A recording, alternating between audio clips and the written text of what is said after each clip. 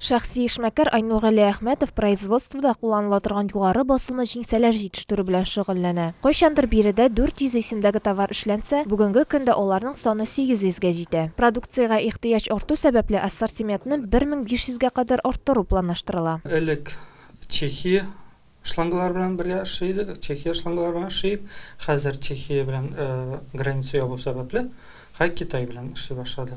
Качествына караганда разница юк, но ошсызрак. Эшмәкәр 90-нчы елларда әтисе башлаган, әле бүгенге көндә дә ихтыяҗ зур булган югары басылмы ягулык насосларын ремонтлау эшен дәвам итә. Моның өчен кирәкле детальләр җыелмасы һәм станок сатып алган. Бер детальне ясау өчен уртача 3-5 минут вакыт китә. Ул җиңсәнең озынлыгына һәм торбаны тоташтыручы детальнең катлаулыгына бәйле. Иң зур ихтыяҗ чәчү һәм урып җыю эшләре вакытына туры килә. Шулай ук кыш айларында да көн күрү шланглары салкын һава торышына чыдамый.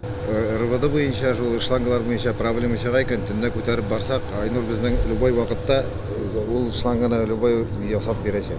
Бөгелүчән торба үткәргечләр артык көчәнешне җиңәргә мөмкинлек бирүче уникаль техник үзлеккә ия. Таш эшкәртү заводының тулы цикллы махсус техникасы да әлеге продукция белән тәэмин ителә. Алар төрле элементлар тоташкан һәм бөгелә торган урыннарга куела. Безнең монда производствода кранда кулланыла, бу безнең погрузчик, автопогрузчик 35 тонна күтәрә торган, а кран безнең 40 тонна күтәрә торган.